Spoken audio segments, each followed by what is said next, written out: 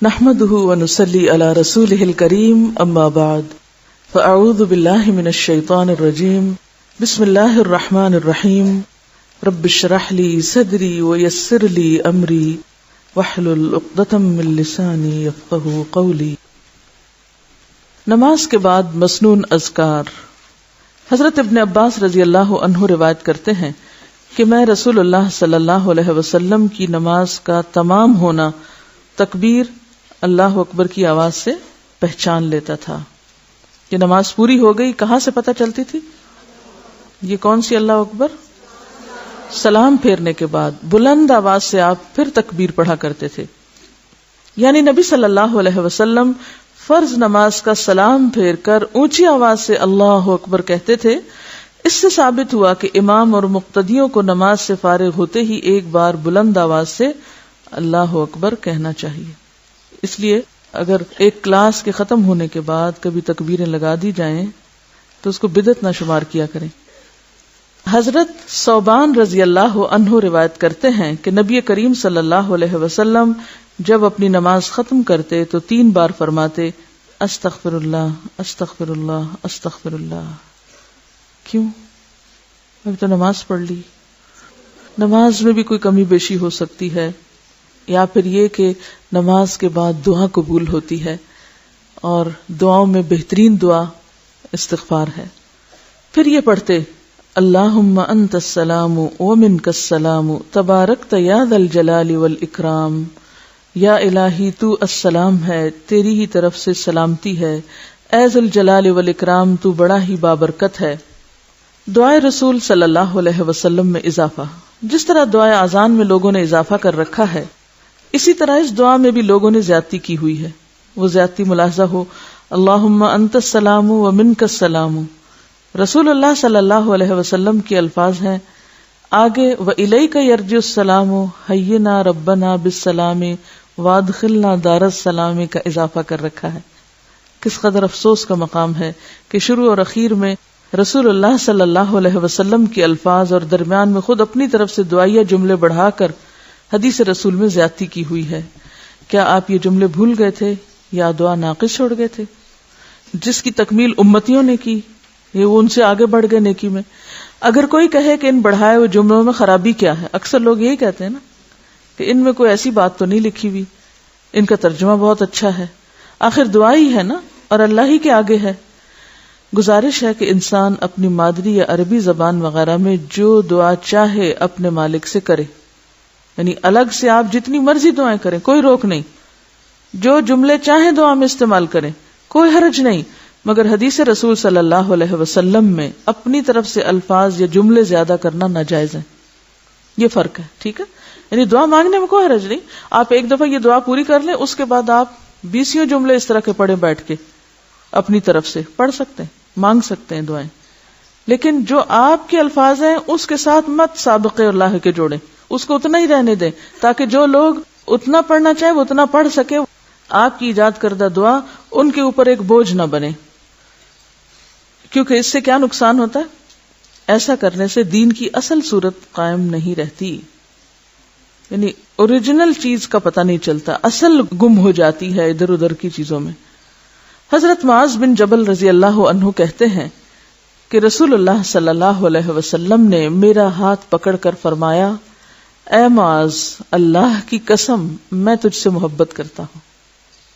یہ کتنی بڑی سعادت ہوگی حضرت معاذ کے لیے کہ ان کو آپ صلی اللہ علیہ وسلم نے قسم کھا کر محبت کا اظہار کیا۔ میں نے کہا میں بھی آپ سے محبت رکھتا ہوں۔ پھر آپ نے فرمایا کہ ہر فرض نماز کے بعد یہ دعا پڑھنا نہ چھوڑنا۔ یہ ہے اللہ کی خاطر محبت کا نتیجہ۔ ہم آدھا کام تو کر لیتے ہیں اور اس کے بعد لوگوں کی غیبت گلے شکوے سنانے شروع کر دیتے ہیں محبت کا اظہار کر کے۔ یہ کس قسم کی محبت ہوتی ہے کہ جس میں آپ صرف لوگوں کی برائیاں ہی بیان کرتے رہیں، خود بھی گناہگار ہوں اور دوسروں کو بھی گناہگار کریں؟ تو اللہ کے رسول صلی اللہ علیہ وسلم نے جب حضرت معاذ سے محبت کا اظہار کیا اور جواباً معاذ نے بھی کیا، تو آؤٹ کم کیا تھا اس محبت کا؟ کہ پھر یہ دعا نہ بھولنا ہر نماز کے بعد۔ محبت تو اس کام کے لیے کہ نیکی اور خیر اور بھلائی کے کاموں میں ایک دوسرے کو آگے بڑھایا جائے، اور وہ دعا کیا ہے؟ رب اعنی علی ذکرک و شکرک و حسن عبادتک، اے میرے رب ذکر کرنے، شکر کرنے اور اچھی عبادت کرنے میں میری مدد کر۔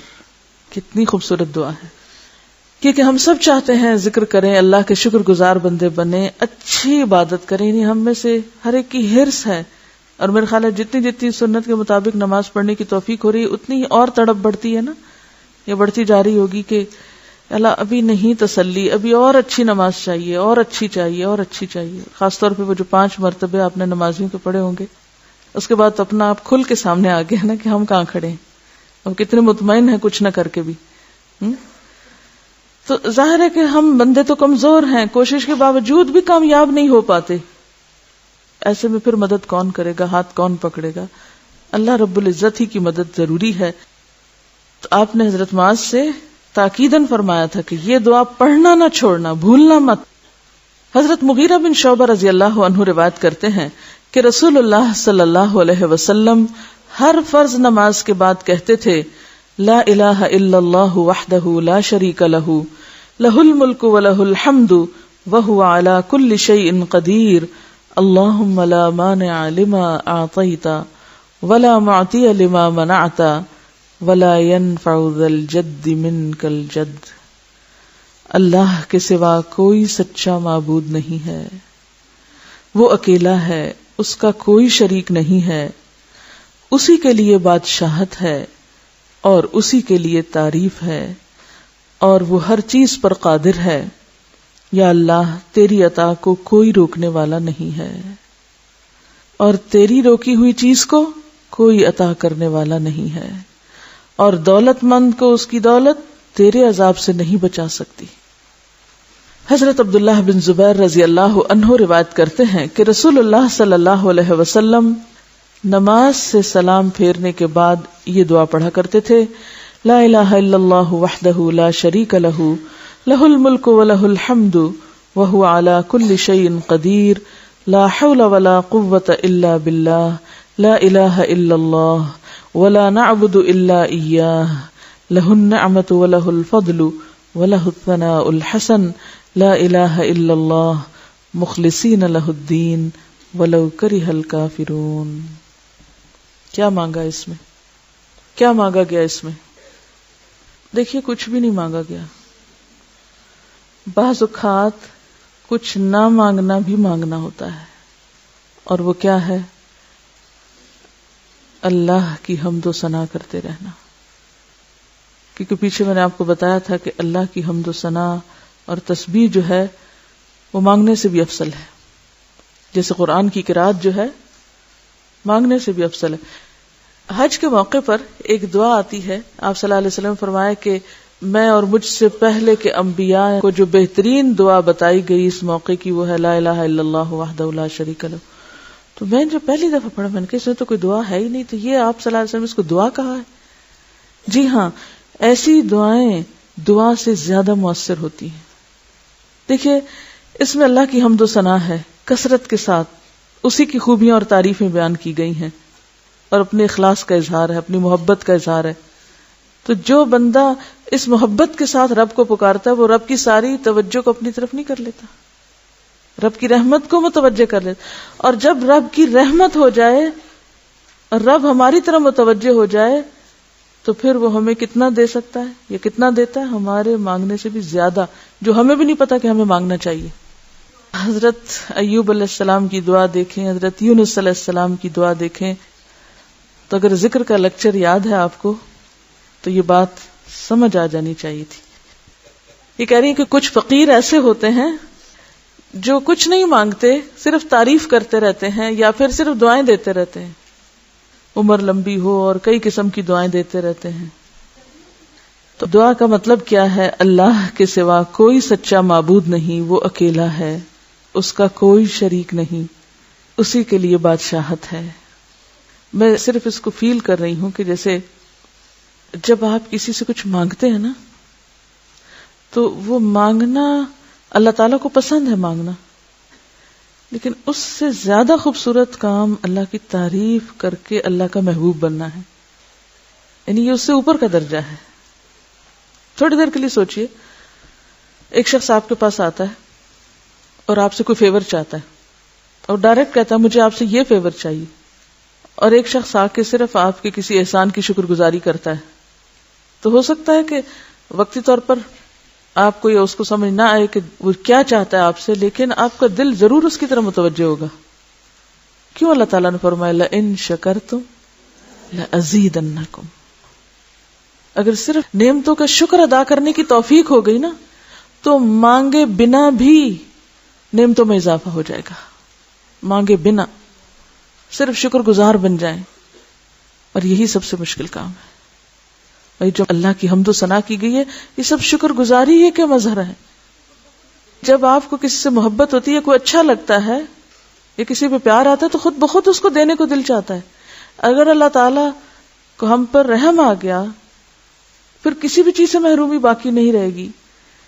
اب آپ اس کا ترجمے کو غور سے ذرا دیکھیے کہ کس انداز میں اللہ کی تعریف کی گئی ہے. اللہ کے سوا کوئی سچا معبود نہیں، وہ اکیلا ہے، اس کا کوئی شریک نہیں، اسی کے لیے بادشاہت ہے اور اسی کے لیے تعریف ہے، اور وہ ہر چیز پر قادر ہے. گناہوں سے رکنا اور عبادت پہ قدرت پانا صرف اللہ کی توفیق سے ہے. خود کو کوئی کریڈٹ نہیں دیا جا رہا کہ اللہ میں یہ اور یہ کرتا ہوں. اللہ کے سوا کوئی سچا معبود نہیں اور ہم صرف اسی کی عبادت کرتے ہیں. ہر نعمت کا مالک وہی ہے. کیا خوبصورت بات ہے. کوئی بھی نعمت مانگنے اور طلب کرنے کی بجائے کیا کہا جا رہا ہے؟ سب کچھ تو تیرے ہاتھ میں ہے. ہر نعمت کا مالک وہی ہے. سارا فضل اسی کی ملکیت ہے. یعنی فضل اور نعمتیں صرف اسی کی طرف سے ہیں، اسی کے لیے اچھی تعریف ہے. اللہ کے سوا کوئی معبود نہیں، ہم صرف اسی کی عبادت کرتے ہیں اگرچہ کافر برا منائے. یہ جو بات ہے نا آخری، اگرچہ کافر برا منائے پھر بھی ہم اسی کی عبادت کرتے ہیں، یہ کس چیز کو ظاہر کر رہا ہے؟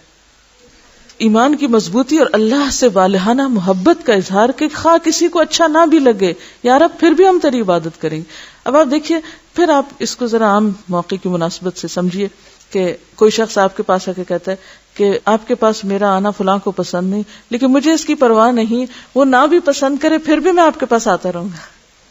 یہ کیا انداز ہے نا کہ یا رب تیرے سامنے میرا جھکنا لوگوں کو پسند نہیں، تیرا بندہ بننا لوگوں کو نہیں اچھا لگتا. ایسا ہوتا ہے؟ کبھی ہوا ایسا کہ اللہ کا بندہ بننا لوگوں کو پسند نہ آئے؟ پھر آپ کہیں یا رب چاہے لوگوں کو اچھا نہ لگے پھر بھی میں تیری اطاعت کرتا رہوں گا، پھر بھی تیری ہی طرف آؤں گا، پھر بھی تیرا ہی بنوں گا. آپ خود سوچیں کہ یہ کلمات کیا وزن رکھتے ہیں، کیا معنی رکھتے ہیں، اس کے پیچھے کیسے جذبات ہیں ایک بندے کے. لیکن چونکہ ہم سوچ سمجھ کے نہیں پڑھتے، ایسے ہی پڑھ جاتے ہیں. مخلصین لہ الدین ولو کرہ الکافرون.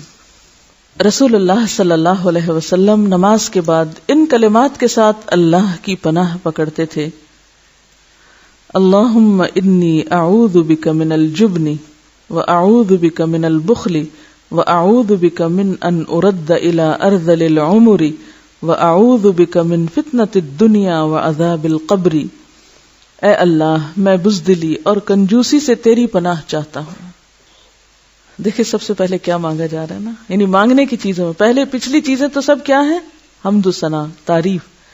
اور جو مانگنے کی چیز ہے وہ یا اللہ اس بزدلی اور کنجوسی اور بخل سے مجھے بچا، اور اس بات سے بھی تیری پناہ چاہتا ہوں کہ مجھے رذیل عمر، ارذل العمر یعنی زیادہ بڑھاپے کی طرف پھیرا جائے.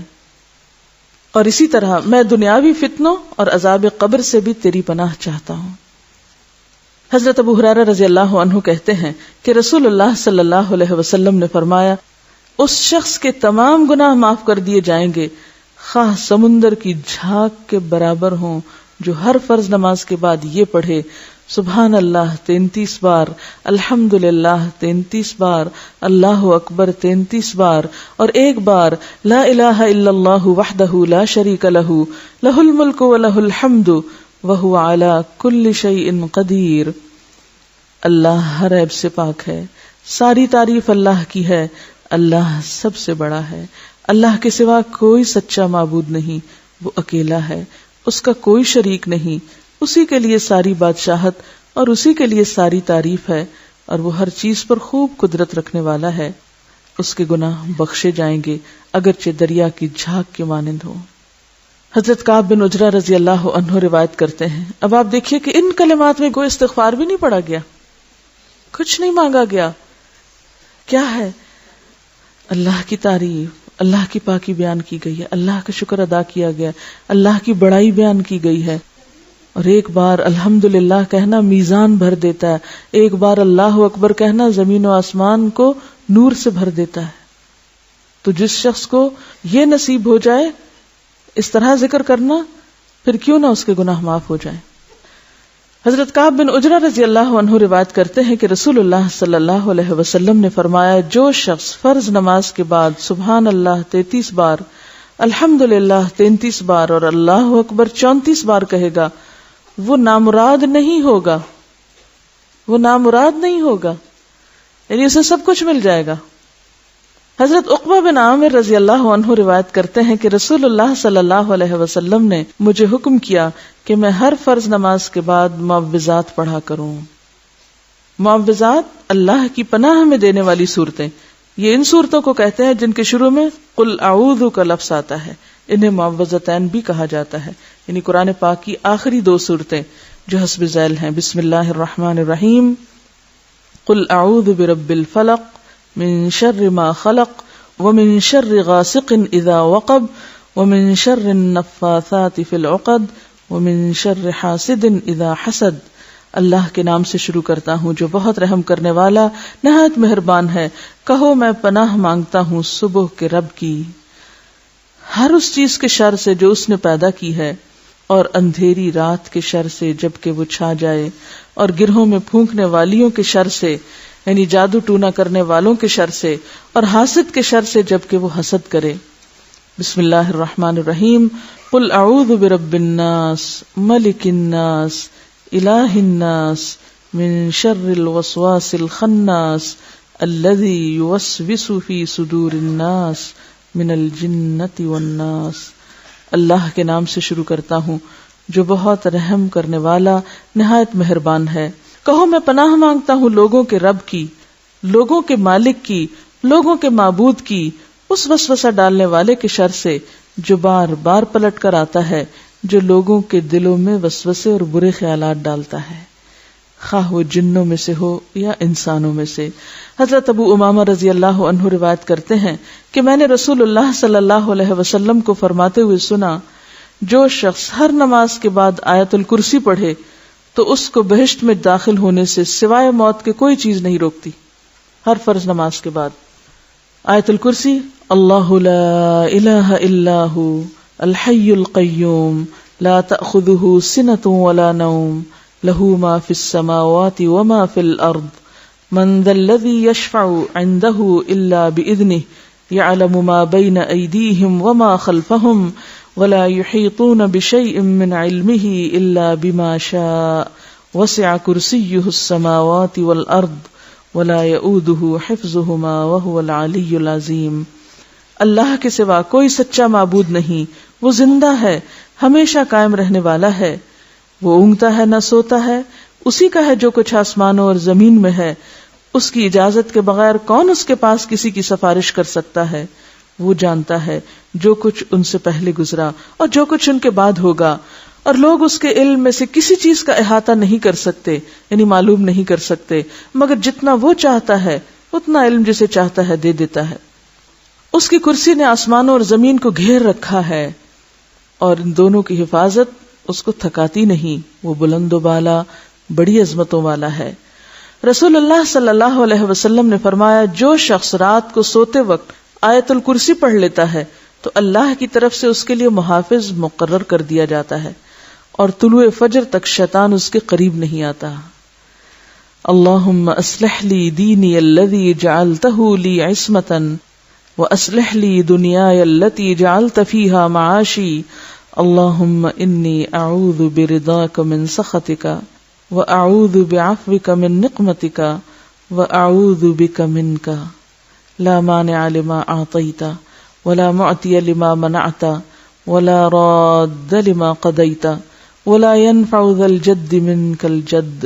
اے اللہ میرے لیے میرا وہ دین سنوار دے جس کو تو نے میری حفاظت کا ذریعہ بنایا ہے، اور میری دنیا بھی سنوار دے جس میں تو نے میری روزی پیدا کی ہے. اے اللہ میں تیری خوشنودی کے ساتھ تیرے غصے سے، تیری معافی کے ساتھ تیرے عذاب سے، تیرے کرم کے ساتھ تیری سزا سے پناہ مانگتا ہوں۔ جو چیز تو عطا کرے اسے کوئی روکنے والا نہیں ہے، اور جو چیز تو روکے اسے کوئی عطا کرنے والا نہیں، تیرے فیصلے کا کوئی ٹالنے والا نہیں، اور کسی دولت مند کو اس کی دولت تیرے عذاب سے نہیں بچا سکتی۔ ایک اور دعا ہے، رب اعنی ولا تعن علی وانصرنی ولا تنصر علی وامکر لی ولا تمکر علی واہدنی ویسر الہدی لی وانصرنی علی من بغی علی رب اجعلنی شاکرا لک ذاکرا لک راہبا لک مطواعا لک مخبتا الیک اواہا منیبا رب تقبل توبتی واغسل حوبتی واجب دعوتی وثبت حجتی وسدد لسانی واہد قلبی واسلل سخیمۃ صدری۔ بہت ہی خوبصورت دعا ہے یہ۔ اے رب تو میری مدد کر اور میرے خلاف مدد نہ کر، مجھے غالب کر، کسی کو مجھ پہ غالب نہ کر، مجھے تدبیر بتا اور میرے دشمنوں کو میرے خلاف تدبیر نہ بتا، مجھے ہدایت دے اور ہدایت میرے لیے آسان کر دے، اور میرے اوپر ظلم کرنے والوں کے خلاف میری مدد فرما۔ اے میرے رب مجھے اپنا شکر کرنے والا، اپنا ذکر کرنے والا، اپنے سے ڈرنے والا، اپنا حکم ماننے والا، اپنے سامنے گڑ گڑانے والا اور اپنی طرف عاجزی سے رجوع کرنے والا بنا دے۔ اے میرے رب میری توبہ قبول فرما، میرے گناہ دھو ڈال، میری دعا قبول کر لے، میری دلیل ثابت رکھ، میری زبان سیدھی کر، میرے دل کو ہدایت سے نواز اور میرے سینے سے کینہ نکال دے، یعنی بندوں کا حسد اور بغض اور نفرت، کیونکہ وہ بندوں سے زیادہ تو خود مجھے کو تکلیف دیتا ہے نا۔ کینہ جس کے اندر ہو، بغض جس کے اندر ہو، نفرتیں جس کے اندر ہو، حسد جس کے اندر ہو، وہ اسی کے لیے عذاب ہے، وہ گندگی اٹھائے پھر رہا ہے۔ تو جس کے پاس گندگی ہو، اسمیل کس کو آئے گی اس کی؟ اٹھانے والے کو تو سب سے پہلے آئے گی نا۔ تو لوگوں سے نفرت لوگوں سے زیادہ خود مجھے کو نقصان دیتی، اس لیے اپنے فائدے اور اپنی بھلائی میں ہے کہ ہم دوسروں کے بارے میں اپنے دل کو صاف کر دیں اور چیزوں کو نکال باہر پھینکیں اور سب کو معاف کر کے اپنے کام سے کام رکھیں۔ فرض نماز کے بعد اجتماعی دعا، یعنی سارے لوگ مل کے اکٹھی جو دعا کرتے ہیں عام طور پر، اس کی کیا حیثیت یا حقیقت ہے؟ فرض نماز کے بعد اجتماعی دعا کے ثبوت میں کوئی مقبول حدیث نہیں ہے، ہر ایک کو اپنی اپنی کرنی چاہیے۔ نہایت تعجب کی بات ہے کہ رسول اللہ صلی اللہ علیہ وسلم مدینہ منورہ میں 10 سال رہے، 5 وقت نمازیں پڑھائیں، صحابہ کرام کی کثیر تعداد نے آپ کی اقتداء میں نمازیں پڑھی، مگر ان میں سے کوئی ایک بھی اجتماعی دعا کا ذکر نہ کرے تو یہ اس کے بطلان کی واضح دلیل ہے۔ یعنی کوئی سنت طریقہ نہیں ہے کہ فرض نماز پڑھ کے پھر امام دعا مانگے اور سب پیچھے پیچھے آمین کہے۔ فرض نماز کے بعد ایسا کرنا سنت سے ثابت نہیں ہے۔ الگ الگ دعائیں تو سب موجود ہیں جو پیچھے گزری۔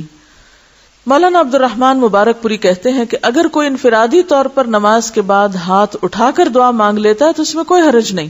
امام ابن تیمیہ، ابن قیم، ابن حجر اور بہت سے محققین علماء نے فرض نماز کے بعد مروجہ اجتماعی دعا کا انکار کیا ہے اور اسے بدعت کہا ہے۔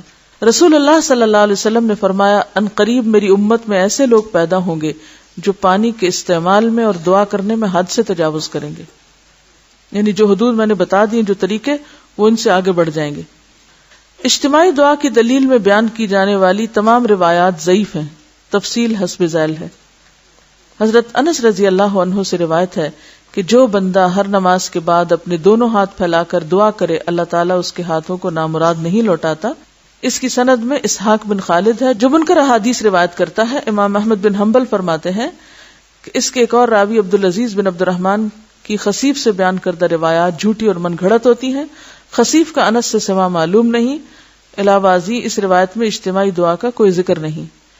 یزید بن اسود عامری کہتے ہیں کہ رسول اللہ صلی اللہ علیہ وسلم نے نماز فجر کا سلام پھیرا اور دونوں ہاتھ اٹھا کر دعا مانگی۔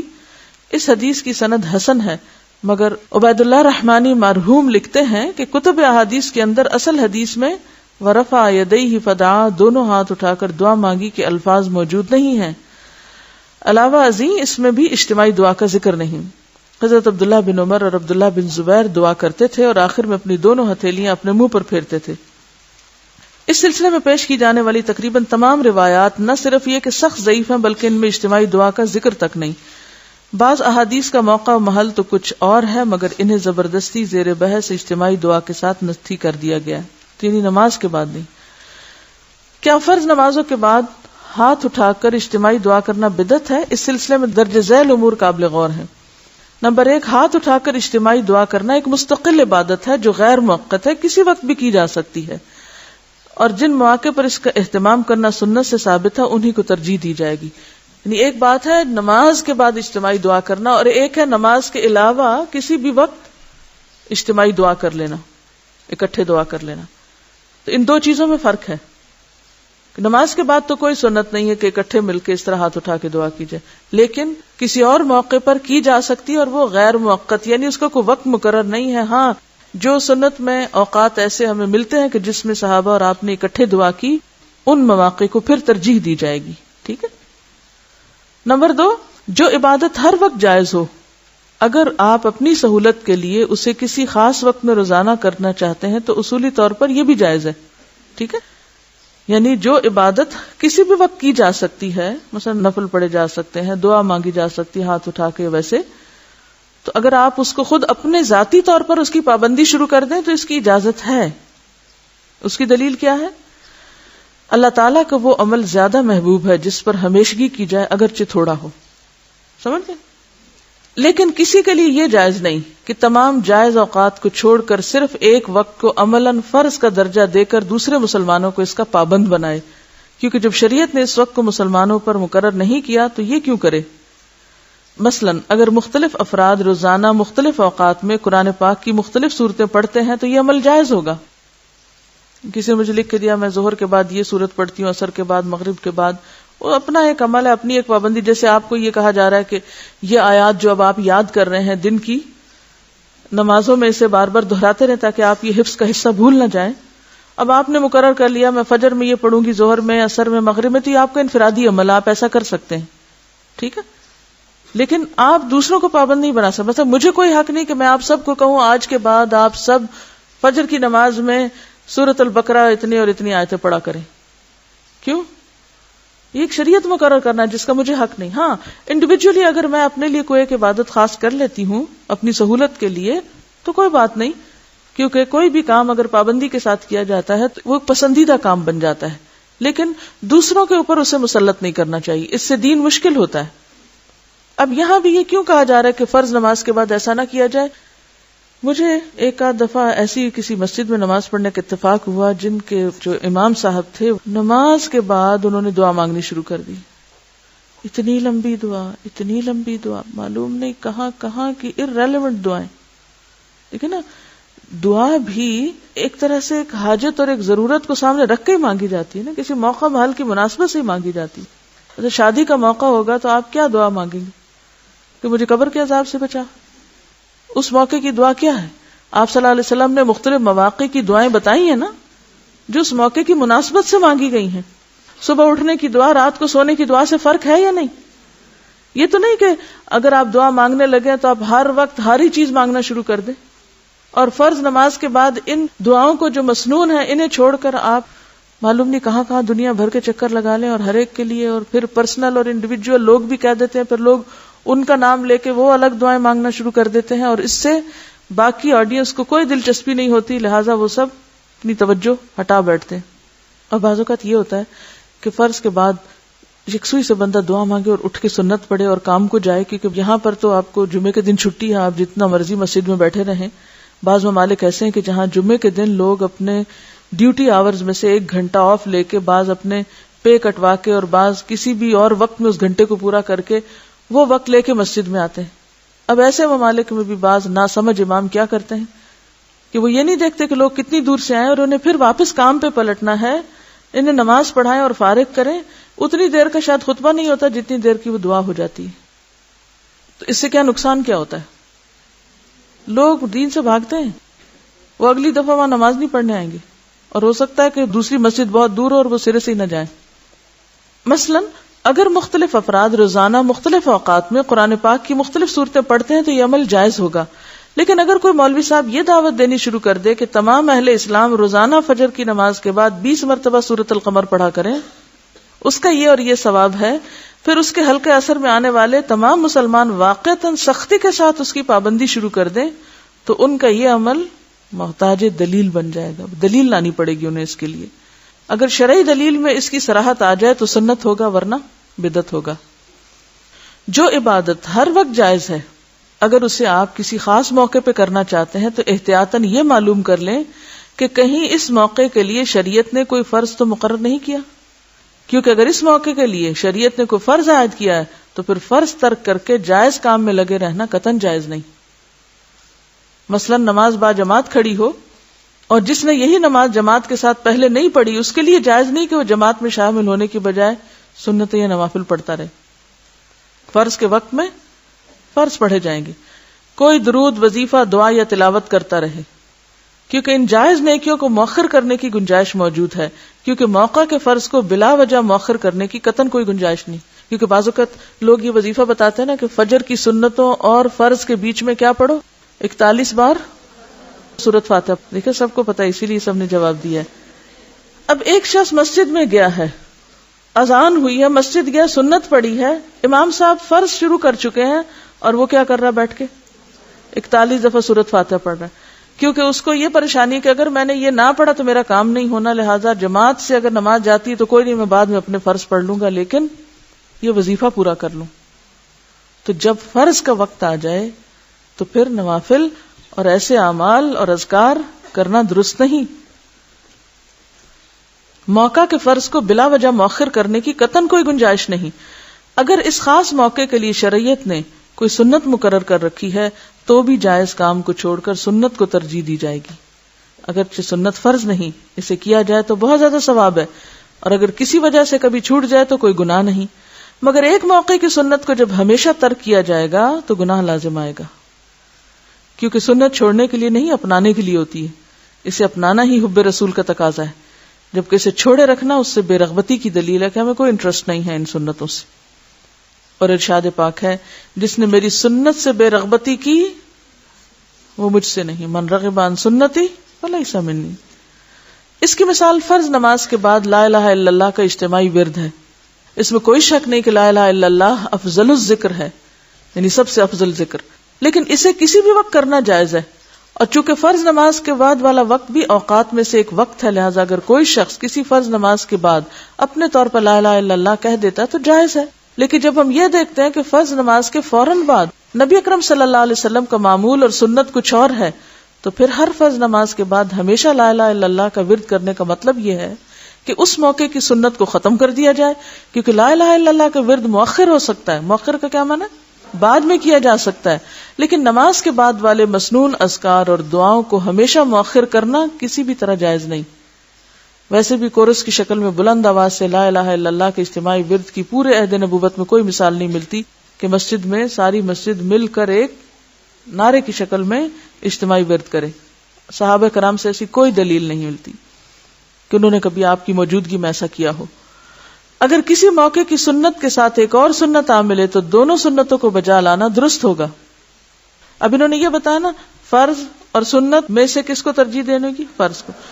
سنت اور عام جائز کام میں سے سنت کو، اور سنت کے بیچ میں اگر کوئی فرق کرنا تو کیا کیا جائے گا. مثلا کسی فرض نماز کی جماعت ہوئی، امام صاحب نے سلام پھیرا، امام صاحب اور مقتدی حضرات مسنون اذکار اور دعا میں مصروف ہو گئے. اچانک کسی نے کہا بیماروں کے لیے دعا کریں، یہ فلاں شخص بیمار ہے اس کے لیے دعا کریں، تو کسی کے مطالبے پر دعا کرنا بھی سنت ہے، لہذا دعا کرنا جائز ہوگا.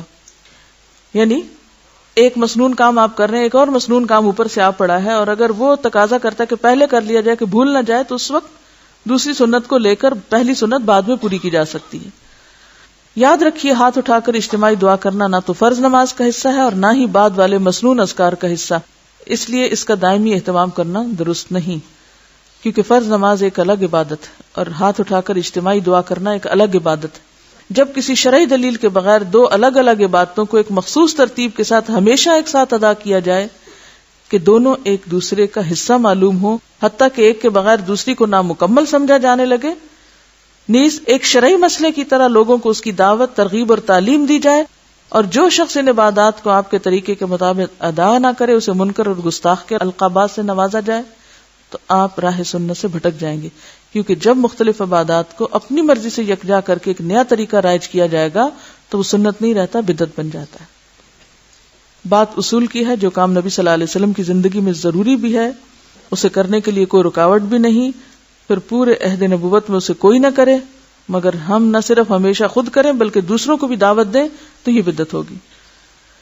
یعنی کوئی بھی عمل جو آپ کے دور میں ثابت نہیں اس کو آج کے دور میں لازم کا درجہ دے دینا یہ بدعت بن جاتا ہے۔ اگر کوئی شخص کسی خاص وجہ یا موقع یا مناسبت سے مثلا سکھانے کی غرض سے اگر آپ کو کہا جائے مل کے دعا پڑھ لیں، جیسے قرات آپ کو مل کے کروائی جاتی ہے، تب آپ کہیں کہ اس کی کیا دلیل ہے کہ قرات سب مل کے ہی کریں، تو یہ قرات کا وقت نہیں ہے، تو سیکھنے کا وقت ہے۔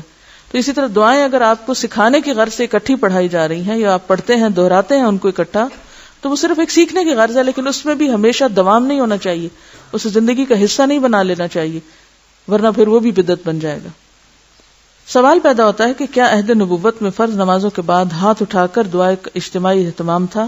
اس میں کوئی رکاوٹ تھی؟ نہیں تھی۔ پھر اگر کسی فرض نماز کے بعد اس کا اہتمام نہیں کیا گیا تو اس سے معلوم ہوا کہ اس کا اہتمام نہ کرنا سنت ہے، کیونکہ ناممکن ہے کہ ایک چیز دین بھی ہو اور عہد نبوت میں کر سکنے کے باوجود اسے کوئی نہ کرے یا اسے کیا گیا ہو مگر مقبول احادیث کے وسیع ذخیرے میں وہ کہیں کسی کو نظر نہ آئے۔ انسان فطرتاً سہولت پسند ہے، اسے مسنون دعائیں یاد کرنا گناہ گزرتا ہے چونکہ اس کی مصروفیات بہت ہیں، لہذا فرض نمازوں کے بعد یکسوئی کے ساتھ 5-6 منٹ نہیں نکال سکتا۔ اس سنت سے پہلو بچانے کے لیے متبادل ایجاد کر لیا گیا ہے کہ مولوی صاحب سلام پھیرتے ہی ہاتھ اٹھائیں، چند مسنون غیر مسنون الفاظ پر مشتمل چھوٹے چھوٹے جملے بولیں، منہ پہ ہاتھ پھیر کر تمام نمازیوں کو فارغ کر دیں، جس کے بعد وہ سب مسنون اذکار پڑھے بغیر اٹھ کھڑے ہوں۔ اس بدعت کا ہی نقصان ہے نا، البدعۃ تمیت السنہ، بدعت سنت کی موت ہے، سنت ختم کر دیتی ہے۔ جہاں بدعت آئے گی وہاں سے سنت رخصت ہو جائے گی۔ اب امام صاحب کا سب کی طرف سے پڑھتے رہنا سب لوگوں کو دین کے ایک حکم پر عمل کرنے سے ایک طرح سے روک دیتا ہے۔ جب وہ ہمارے لیے دعا کر سکتے تو ہمیں کیا ضرورت ہے مسنون ذکر سیکھنے کی؟ ہم کیوں اپنے دماغ پہ زور ڈالیں؟ ہمارے پاس وقت نہیں، باقی سب دنیا کے کاموں کے لیے وقت ہے، ایک مسنون ذکر سیکھنے کا وقت نہیں۔ حالانکہ ہم نے پڑھا کہ آپ صلی اللہ علیہ وسلم قرآن کی سورت کی طرح یہ اذکار بھی سکھایا کرتے تھے جو چند مخصوص اذکار ہیں۔ تو اس لیے ہمیں ضرور اس موقع کی مناسبت سے اپنے اعمال کا جائزہ لینا ہے۔ در حقیقت یہ دعا نہیں، رسم ہے جو انتہائی نیک نیتی سے ہر فرض نماز کے بعد ادا کی جاتی۔ اس طرح غیر شعوری طور پر ایک سنت کو مٹانے کا گناہ کیا جا رہا ہے۔ افسوس کہ لوگوں کو بدعتوں پر عمل کرنے کے لیے تو بہت وقت مل جاتا ہے مگر سنت اپنانے کے لیے وقت نہیں ملتا۔ جو شخص بدعت کی تردید کرے اسے سرے سے دعا کا منکر ہی بنا دیا جاتا ہے۔ وہ کہتے ہیں یہ تو دعا ہی نہیں کرنے دیتے، یہ تو دعا کرنے سے منع کرتے۔ اب جیسے بدعت کے طور پر قرآن پڑھنا جو ہمارے ہاں عام طور پر رائج ہو گیا، اور اس سے کوئی روکے تو کہتے ہیں وہ فلاں تو قرآن پڑھنے سے منع کرتی، اور سنت کا تارک سنی کہلاتا ہے۔ فرض نمازوں کے بعد مسنون اذکار اور دعاؤں کو چھوڑ کر ان کے متبادل کے طور پر لا الہ الا اللہ کے اجتماعی ورد اور ہاتھ اٹھا کر اجتماعی دعا مانگنے کو اس لیے بھی رواج دیا گیا ہے کہ یہ ہمارے مسلک کی علامت اور پہچان بن جائے، کیونکہ وہ باہر سے گزرتے ہوئے پتہ چل جائے گا کہ کس کی مسجد ہے جس میں یہ مخصوص ذکر ہوتا ہے۔ کیا کسی مسلک کے تحفظ کے لیے شرعی مسائل اور احکام کے ساتھ اس طرح کھیلنا جائز ہے؟ اسلام کا حکم کیا ہے؟ فرقہ واریت کو مٹایا جائے یا اسے فروغ دیا جائے؟ یعنی مخصوص امتیازی نشان بنا بنا کے اپنے آپ کو ایک جداگانہ حیثیت دی جائے؟ خلاصہ یہ ہے کہ فرض نماز کے بعد ہاتھ اٹھا کر اجتماعی دعا کرنا فی نفسی ہی جائز ہے، یعنی آپ الگ اپنی کر لیں ٹھیک ہے، لیکن اس جائز کا ٹکراؤ ایک سنت سے ہو رہا ہے، لہذا اسے اپنا معمول نہیں بنانا چاہیے، کیونکہ سنت رسول مقبول صلی اللہ علیہ وسلم ہی اس بات کا زیادہ حق رکھتی ہے کہ وہ ہر کلمہ گو مسلمان کا معمول، مسلک اور پہچان بنے۔ لہذا ہمیں عموماً انہی اذکار اور دعاؤں پر اکتفا کرنا چاہیے جن پر ہمارے نبی صلی اللہ علیہ وسلم اور ان کے صحابہ کرام ہمیشہ اکتفا کرتے رہے۔ اللہ تعالی ہم سب کو اس کی توفیق دے۔ یاد رہے کہ امام کے سلام پھیرنے سے جماعت ختم ہو جاتی ہے مگر نمازیوں کا اجتماع ختم نہیں ہوتا، بلکہ ہر نمازی اپنی اپنی جگہ بیٹھ کر عموماً ایک ہی قسم کے مسنون الفاظ پڑھ رہا ہوتا ہے۔ یہی نماز با جماعت کے بعد اجتماعی دعا کا مسنون تصور ہے، اسی پر سلف صالح کا عمل رہا ہے۔ لیکن یہ بات کہ امام اور مقتدی حضرات لازماً ہاتھ اٹھائیں اور مروجہ انداز میں مختصر سی رسم ہے، دعا ادا کر کے نمازی کو فارغ کریں، تو یہ درست نہیں۔ اب اس میں آپ کے ذہن میں ہو سکتا ہے ایک سوال یہ آ رہا ہو کہ کیا اس موقع پر ہم اپنی کوئی اور دعا نہیں کر سکتے، یعنی صرف یہی ذکر کرنے ہوں گے، یا پھر ہم اردو میں یا پنجابی میں یا اپنی کسی زبان میں کچھ اور مانگ سکتے ہیں یا نہیں؟ تو مسنون اذکار پڑھنا ویسے تو کافی ہے ساری ضروریات کو، لیکن اگر کوئی خاص مسئلہ ہے، دکھ تکلیف پریشانی بیماری، کوئی بھی آپ کی خاص حاجت یا دعا ہے، تو آپ وہ اپنی زبان میں بھی مانگ سکتے ہیں، اس کا مانگنا منع نہیں ہے، ٹھیک ہے؟ لیکن عام طور پر اگر یہ مانگنے کی توفیق ہو گئی تو گویا آپ نے سب کچھ مانگ لیا، اور یہ بھی کافی ہو جائے گا۔ وآخر دعوانا ان الحمد للہ رب العالمین، سبحانک اللہم وبحمدک، نشہد ان لا الہ الا انت، نستغفرک ونتوب الیک۔